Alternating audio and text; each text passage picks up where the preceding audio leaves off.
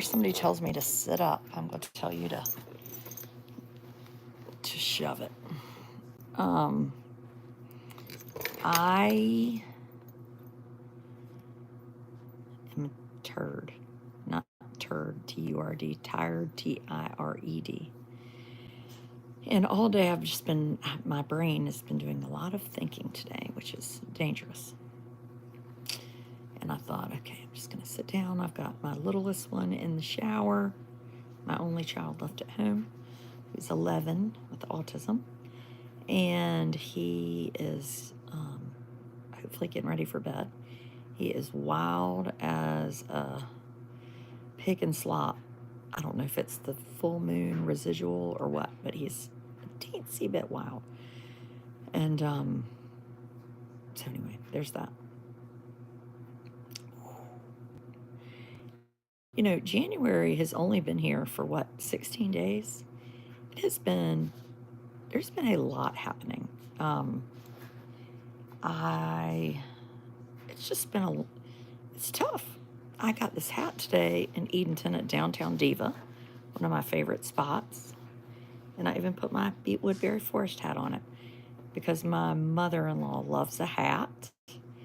And most folks know she is in the hospital. And she moved to palliative care today. And it's tough. It's tough. It's tough. You know, when it's not your own mom, but your spouse's mom and your sister-in-law's mom, it's tough.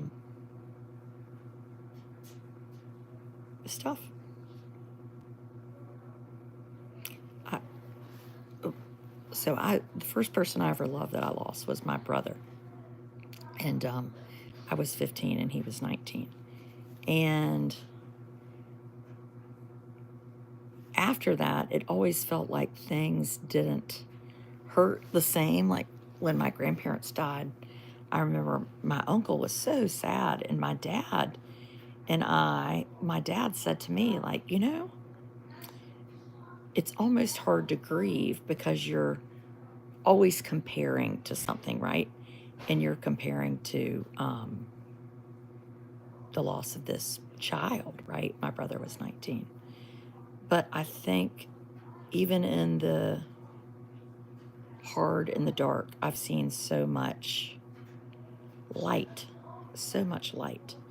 And I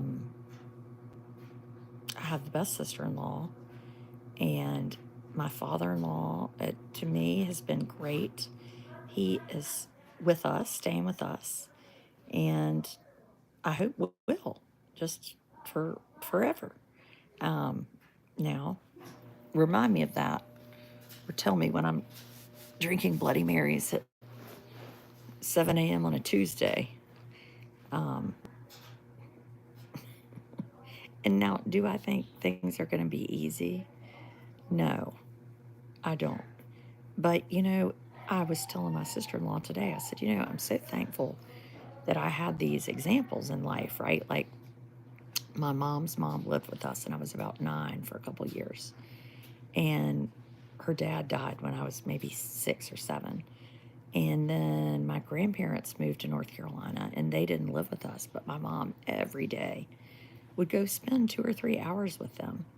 And it's just what she did. And I was dating my husband, and on Sundays we would come down to Edenton, and then we would stop and see my grandmother after my papa died. And so I'm thankful that I've seen the example, and I'm thankful that my children get to see the example of you take care of your family. That doesn't mean you always can or things work out, and I think particularly when there's a couple, it's different than when there's just one person. But it's everybody in life goes through this, and I think it's so similar in some ways to having a child with a disability, because it's kind of like this hidden conversation, right? Like nobody really talks about old age, just like they don't talk about maybe potty training people with disabilities. It's different. It's different. And I think it's important to talk about it. And we have our young people, and then we get older and we kind of become the same. You might need help zipping a coat or getting a glass of orange juice, or you're tired or need a nap, you know? Um, so there's just, I have found there has been a lot to be thankful for. And I'm thankful for it. I think the other thing I've learned along the way is that stay focused on today. Today has enough worries of its own. Tomorrow will be waiting for you, and you don't want to sit around and worry about stuff and then be like, well, that was a waste of time. And so I've really tried to stay focused on that. Like, today is Thursday. Here's where we are. Amos has school tomorrow. I had a work meeting tonight from 6 to 7. A nice friend brought us a delicious dinner. She roasted turkey, which was great, and then put sweet potatoes. Took a blood orange and kind of carved it out, but left a lot of the, stuff in it, and then mushed sweet potatoes in there and put a marshmallow on top, and then you baked it in the oven. It was good, really good.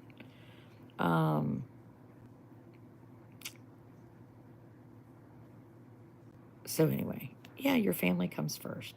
That's a really good way to put it, Michelle. It's really true. Um, yeah, my sister-in-law's doing a little laundry. We found her address today. That was good. And we're just gonna stay focused on today. It's gonna be very cold next week. There might be some snow. I have a work event in High Point, an event. I need to put up the ticket. It's a fundraiser for this program that they do at the hospital in High Point, where every new mom gets a kind of a bundle of stuff for their baby. It's really a cool idea. So anyway, that's Thursday night, and we're supposed to get snow. And then my middle two come home for winter break. So I think my big three will all come home next weekend, and that will be nice. And my parents will come home. Worrying about tomorrow robs you of today. My dad, after my brother died, years later, my dad said to me, I don't even know what we were talking about, but he said, I wished, maybe we were just talking about regrets in general. And he said, I wish I hadn't worried about Adam's weight. My brother was chubby as a little fella. And he said, I wasted so much time worrying about that. And here he's gone now. And it was a waste. And that really has stuck with me. Like, I can't worry about something in 3 months because something might change,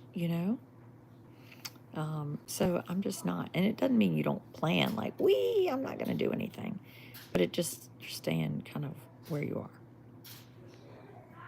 No, my mother-in-law is in palliative care. And what palliative care is when they kind of remove any interventions and make sure that you're comfortable. And it seems like a very nice thing. They don't do anything to extend life, just comfort and care focused. Thank you, Nikki. That was a very nice explanation. And I don't know what hospice is, so I can't tell you what that is. And it's at the hospital, so that's nice too.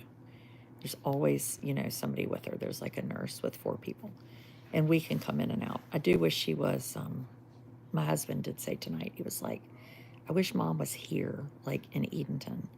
It would be really nice to be able, like right now, to run up there, But it's in Greenville, so it's, an hour and 15 to 30 minutes from when you park and get there, get Grandpa inside.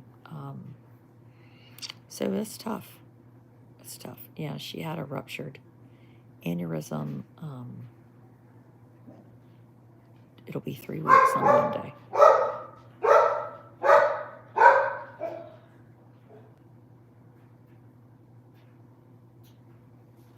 So anyway, but I think we're doing okay. I think we're doing okay. We are just keeping it together one by one. Life has made us some lemonade right now. There's lemonade. And that's what life is about. My dad said one time, life is fair. It hurts everybody. And I thought that was so interesting. Like, at some point, like, hard things are going to find you. And my mother-in-law was just, I was telling the doctor today, I said, "Are you familiar with the Grand Dame?" And he was like, "No." I said, "Well, look it up. Granddame. Grand Dame. Also spelled Grand Dame." But I said, it's kind of a queen. And Janie was such a queen. She just commanded a room, had so many friends, and played bridge and made chutney. And I mean, she was over here Christmas worried that she forgot her apples, and just was an amazing, amazing woman. She was recovering. Yes, we were hopeful that she would recover. And she had, my sister-in-law shared on Caring Bridge, she had more strokes and more bleeding. And that is never good. Never good.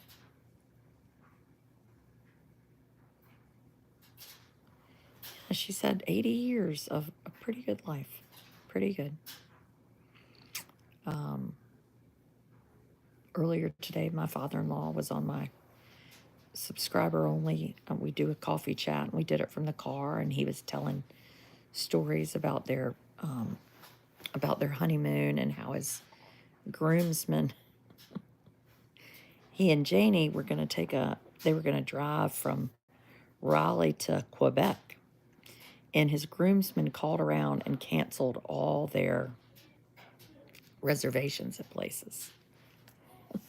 So whenever they would get somewhere, like they got Cape Cod and it was Labor Day weekend, they didn't have a place to stay. So he said, we had to stay in this woman's dollhouse, and it was wonderful for Janie because she's small. But my feet had to go out the window, and it was so cold. I thought I was going to freeze to death. Yes, lots of stories with my father-in-law. And I've been saying for years, like, I'm going to get Grandpa to come on my blog and tell stories. And it's just, life's been busy and I haven't. And I'm like, well, you know what? This is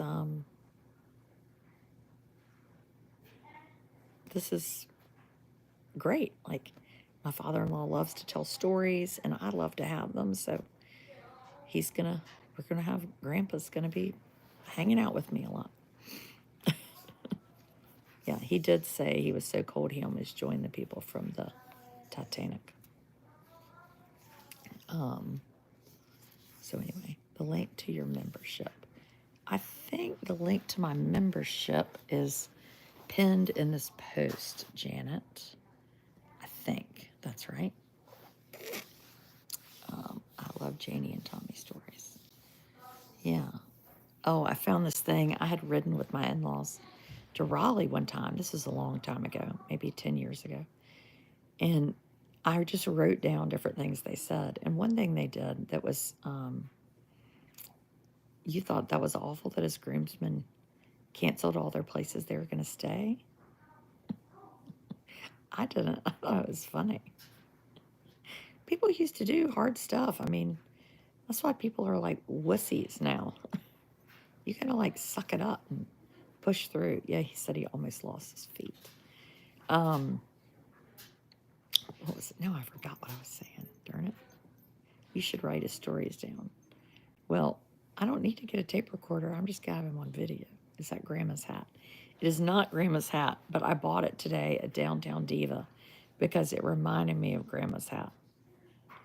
And I thought this kind of goes with my new underwear from TJ Maxx. I call it my Orphan Annie underwear. It's sort of ribbed and cottony. Um, Very comfortable. Anyway, yeah, it's gone from coonskin cap to my Janie hat. But anyway, canceling the reservations was a commitment. Yeah, you had to call around. They had to call all the places. My children have been really fortunate to have all four grandparents their whole lives. My husband and his sister only knew one grandparent, their grandmother, Bootsy. And I think, wow, I'm so thankful my children, like, and we've really made an effort over the last year to spend time together. And I do have some regrets. I think there's a part of me that thinks, wow, I wish I had done more with Janie. Like, Janie, she was with her friends playing cards, but I wish I had said, like, let's you and I ride to the beach, or let's go to TJ Maxx, or let's go shop, and I didn't say that. I got busy, and I wish I had said that. But we've also spent a lot of time together. Last year, Mother's Day, we went to lunch with my parents and Thomas's parents and our four children, and that was really nice. And my sister-in-law came for Thanksgiving. They came this summer. So we really got some good time in together, which was nice. Yeah, and then you have and this is probably a whole separate topic, but my littlest fellow with autism has never experienced sickness like this, of somebody he knows well or sees, a lot. And it's really hard to talk to him about things. We've been talking about, grandma, and I said, grandma's had an aneurysm, brain aneurysm that burst. Her brain was bleeding, and he said, that's a brain bleed. And I said, that's right, that's right. And he said, that's not good. And I said, no, it's not. And he said, it can cause paralysis. So I have this 11-year-old who knows about a brain bleed but doesn't understand the concept of death or sickness or what it means to know that somebody's not coming home again. So I asked his teacher if she would kind of talk him through it a little bit. And, because the first day he said, where is grandma? He's never seen grandpa without grandma. And just trying to help him navigate too. And then, he's not exactly a church type. Or, you have a lot of people come into town and family, and Amos is not exactly, the type to be grieving. He'll just want people to get out of there so he can watch TV. But he has been very introspective, I think, the last few days.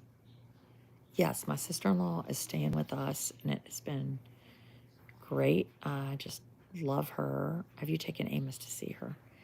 So we took Amos to the hospital last weekend, but we did not take her in her room. At that point, she was still hooked up to a tube, and we were just still really kind of hoping and waiting that before we could do the MRI, how she might do. And he loves a hospital bed, so I just couldn't have him like messing with grandma in the hospital bed. It would help to take him to see her before she passes. Huh. Well, maybe you're right. Maybe you're right. yeah, I need to really give some time and thought to that. It's probably not a bad idea. I think I'm more. I don't want to scare him, and that's mainly it. He doesn't. Is anyone staying with her? Yes, somebody is with her all the time. So yeah, yeah, she's not by herself, and we're kind of taking turns. And then the nurse said she would call, so she's calling and kind of checking in on us. So if we all want to go back, we can. And my nanny's on standby to come over, and um, which is really helpful. Really helpful. Everybody does it in their own way, you know. Are the kids coming home from school? Yes, they will at some point. They got to see her before they left for school, so they have gotten to see her. Do you want his last memory to be of her like she is now? Yeah, I know. I agree. I don't know. I'm gonna have to ask someone that's smarter than me, of which there are many, many people. But anyway, just trying to find trying to find the lemonade in the life full of lemons, um, and that's all we can do. If you're watching this on YouTube, which I'm sure you are because I'm only on YouTube, give me a thumbs up and like the video, and also my Facebook subscribers are over there. And come join. We have a good time. We have coffee chats and just kind of behind the scenes discussion that somehow it's a little better than having it on the great big internet, or the World Wide Web, as my mother-in-law called it. And she would be like, "I did not say it." I said, "You called it the intranet." She was like, "No, I didn't." And my sister-in-law said, "Yes, yes, she did." Intranet. But anyway, talk later.